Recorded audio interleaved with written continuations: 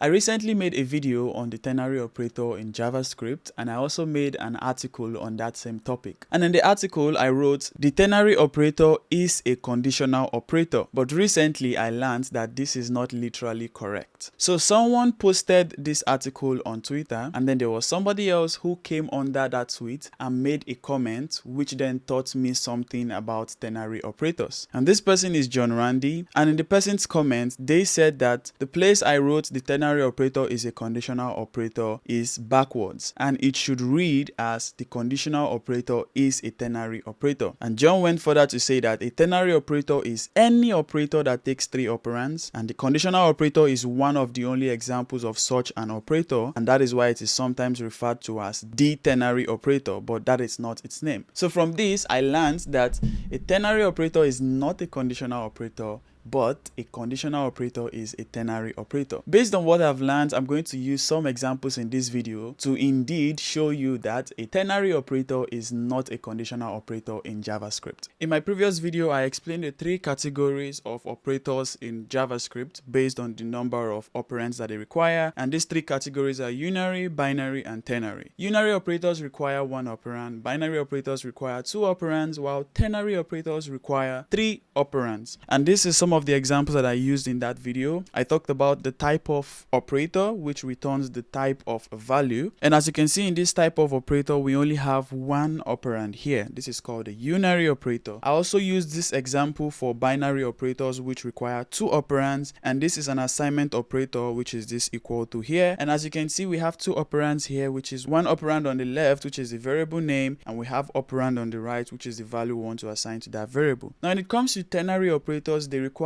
3 operands, and the only example of a ternary operator in JavaScript is the conditional operator, where you have your condition and then you have your truthy expression and then you have your falsy expression. So let's try to create an example here. Let's say I have a score variable called 80, then here I can say score rating, and then my condition is going to be if score is greater than 50, then I have the question mark, and the truthy expression I'm going to say good, and the falsy expression I'm going to say poor. So if this condition is true, good will be returned to this variable, else poor would be returned to this variable. And if I try to run this console.log score rating, if I come here and I run this file, by the way, this number is coming from few lines above where I have console.log example type off. But here you can see we have good for score rating because our condition is true, 80 is greater than 50. But if I change this to 40 and I run this, you can see we have poor. You can learn more about the conditional operator in my previous video. I'll link it in the video description. But you can see this is the only operator in JavaScript that is under the ternary category. In some other programming language, there may be more examples of ternary operators. But the reason why people say a ternary operator is a conditional operator, or the reason why I used to say a ternary operator is a conditional operator, is because this is the only example of a ternary operator in JavaScript. But like I said, that is not the best way to say it. So the best way to refer to this is a conditional operator is a ternary operator because it requires 3 operands, not a ternary operator is a conditional operator. So thanks to John Randy once again for explaining this to me, and I hope that through this video you have a better knowledge of what a ternary operator is, what a conditional operator is, and how a ternary operator is not a conditional operator. If you enjoyed this video, please give it a like, share with others, subscribe, and turn on notifications for more concepts I would be simplifying in JavaScript.